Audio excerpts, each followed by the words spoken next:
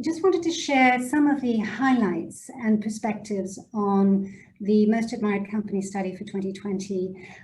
This study has gone back 30 years. It's the longest running study of its kind on corporate reputation. There's an awful lot of data we will not get into. Coventry University, shortly after me, will be able to look at some of the bigger trends and some of the bigger implications. But I'm just going to stay with a few things that I think might be useful in just guiding some of our conversations this afternoon.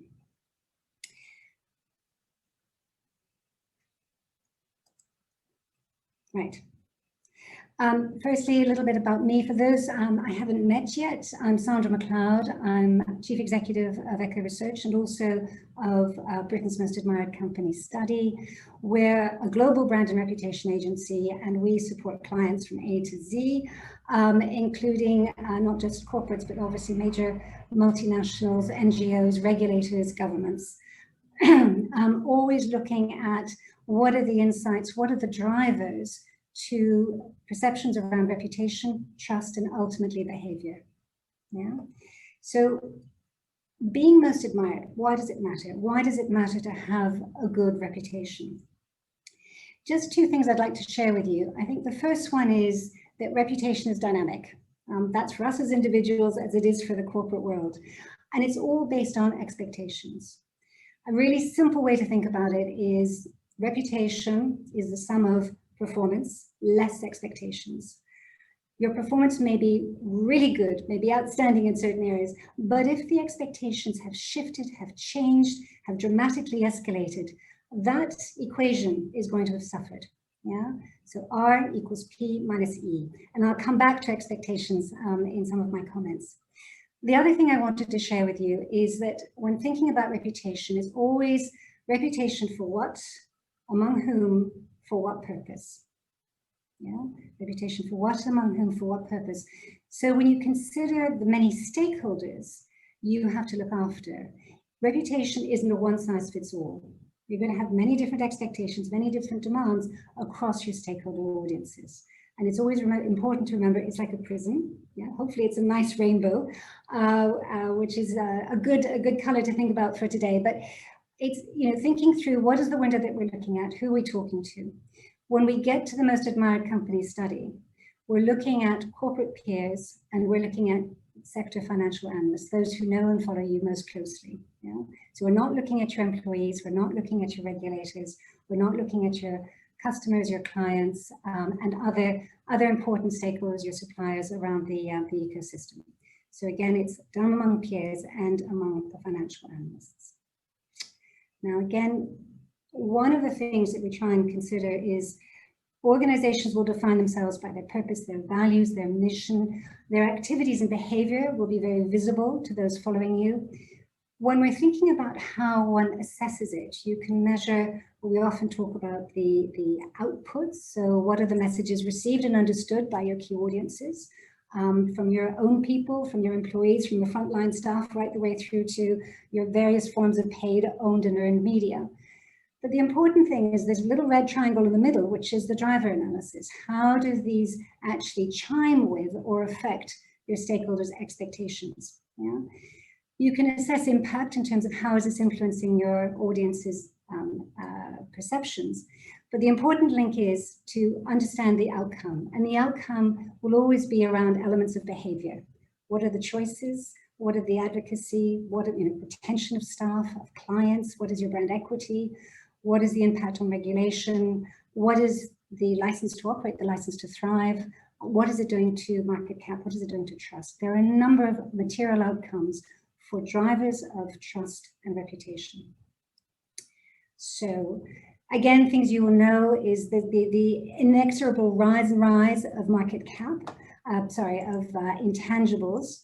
And we can see how the intangibles over the years have been actually driving value for organizations. This is from Standard & Poor in the US.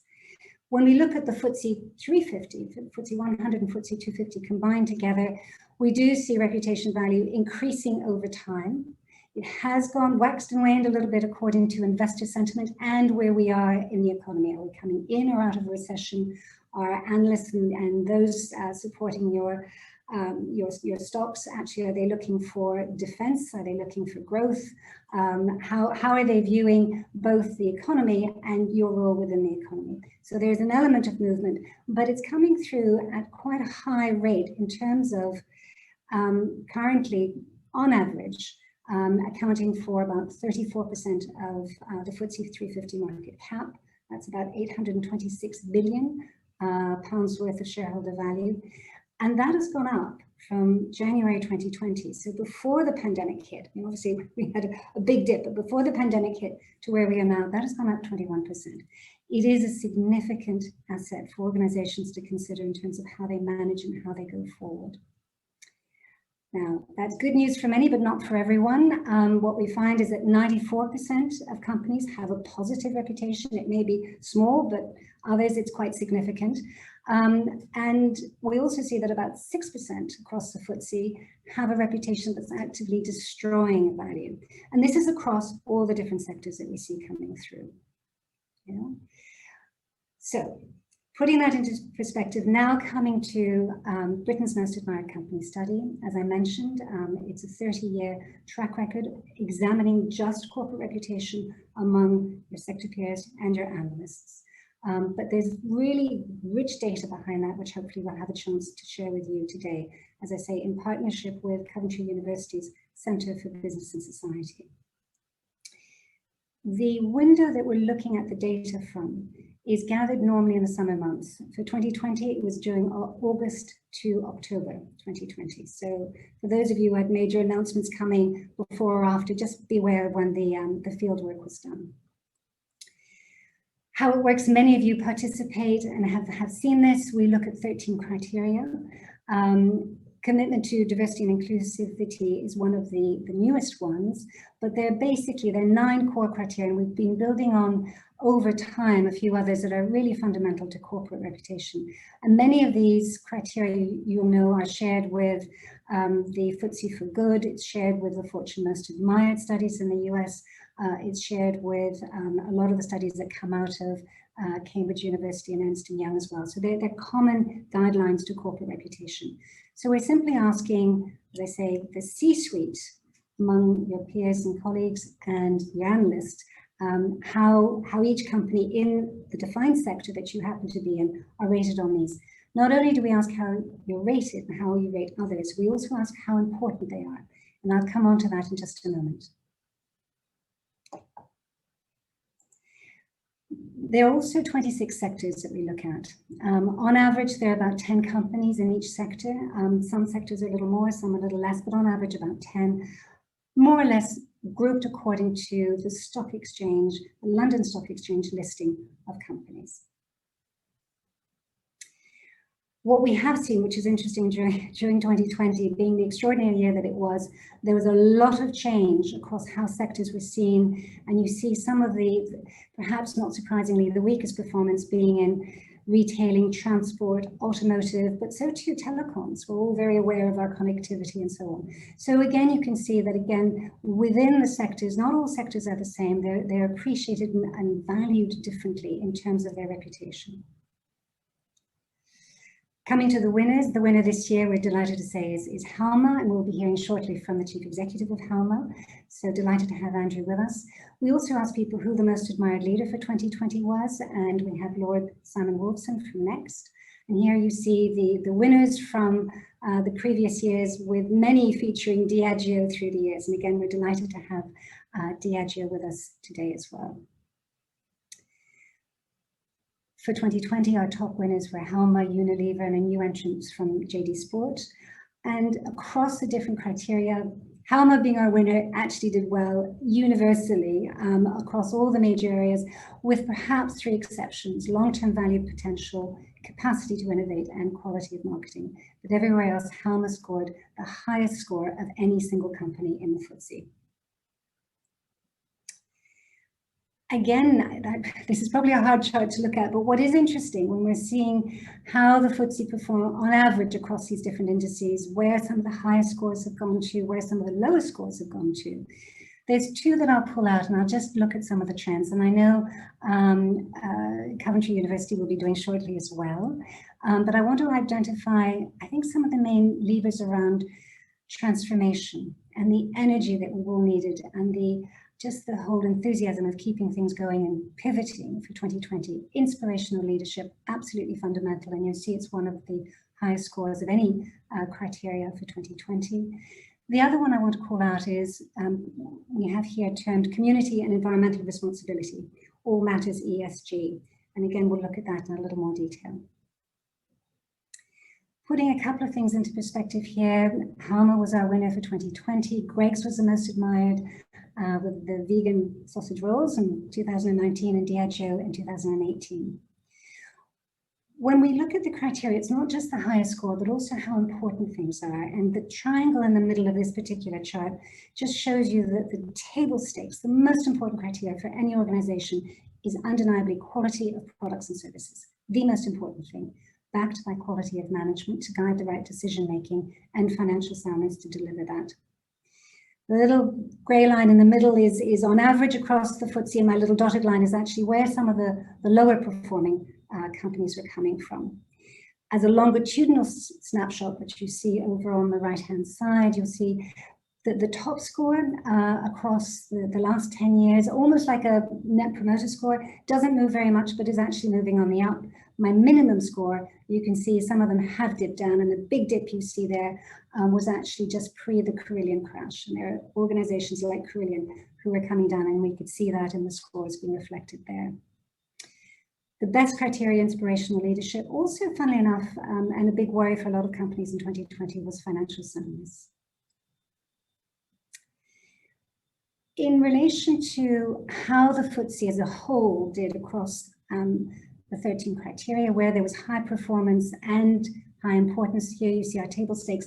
The ones I just want to call out are the circle of opportunity, where you really see excellent companies differentiating themselves on inspirational leadership, all matters ESG, ability to attract and retain top talent, with that capacity to innovate, and all those leading to clearly long-term value potential. Of all the different criteria we look at, the three that have moved the most from 2019 to 2020, one, if I start at the top, is the importance of inspirational leadership. Also going from lower importance or lower performance to higher and higher importance is all matters ESG. You see the community and environmental responsibility shooting up, but so too a big increase because of the Black Lives Matter movement and a whole load of things that accelerated in 2020, the commitment to diversity and inclusiveness. Quickly, just looking at the 10-year trends, I just wanted to call out the little green line at the bottom, which is the ESG, community and environmental responsibility. Not the biggest scoring factor for most companies, but certainly one that's rising and rising quickly. And we expect that to be even more so in the current study that is about to go out into the field. The other one that I want to call out is the capacity for innovation. Again, you'll see how quite often talent, innovation, commitment to community environmental responsibility, very aligned in terms of their patterns in the movement. And the most important, as I say, number across all of them has always been and always will be the quality of products and services. I'm not going to dwell on this, there's a lot of data here, but when we look at capacity to innovate, some companies don't either operationally don't do it terribly well, or they don't talk about it. And it's particularly so when I'll come on to my next chart. So, you know, the weakest performance on innovations tended to be banking, transport, retail, telecoms, those that are most really vulnerable to significant disruption, where we've seen it already come through a number of other sectors. The top performers in this area, engineering and machinery, Halma's clearly in there. We also have consumer digital services like Ocado, Amazon, etc., and so on. On matters ESG, again, much lower scores we saw across the board. Not surprisingly, you'll see that some of the bottom 10 have been in the extractive industries. Glencore is in there. We've had a lot of major companies, Rio and so on. Top performers, again, engineering and machinery, retailers, really making an effort here, home construction, utilities, getting some of the better scores, and you'll see Halma, Pennon, Unilever's always been the top 10 in this area. A really important thing when one's looking at data is it's not just how others see you, but also how do you see yourself. You'll remember, for those of you who do take part in the study, one of the questions we ask is how you see yourself and how you rate others. When we look at the data, we take away how you see yourself when we publish the final data. So that doesn't influence the final score. It just is really useful when we come back and say, gosh, you rated yourselves very highly here or not. This is how the outside world sees you. So again, are these perhaps over-ambitious views of yourself? Are there issues around operational deliveries, or are there issues around narrative that you know you're doing some great work here, but perhaps it isn't fully appreciated on the outside? Where the two areas where the C-suite collectively rate themselves pretty close to peers and analysts are in issues around quality in products and services. I think that's highly recognized and there's close alignment there. So too competitiveness. The two areas perhaps where there is a greater dissonance, a greater gap around recognition of inspirational leadership. We know it's there, we know it comes through, but perhaps some feel more strongly internally, it may not come through externally, and so too matters ESG. So, as I said, I just wanted to just set the scene on some of the data that we're seeing. There's rich data there, as we see whenever we do these sort of reputational studies. But I think when we look at 2020 that's just gone, this has really been an age of agility, of resilience, of pivoting, in the face of accelerated expectations, both internally and externally. And again, this was a quote from one of our clients saying, to accomplish our bold ambitions, we need to operate in an environment that's receptive to and supportive of our business models, our priorities, practices, and people. In a word, trust. So we really look forward to delivering the update of the 2021 Most Admired Study later this year. All of you on the call today will be sent the link to participate, and we look forward to your inputs. And I think hopefully with that, I can pass on to Maureen, who I'm delighted to welcome from Coventry.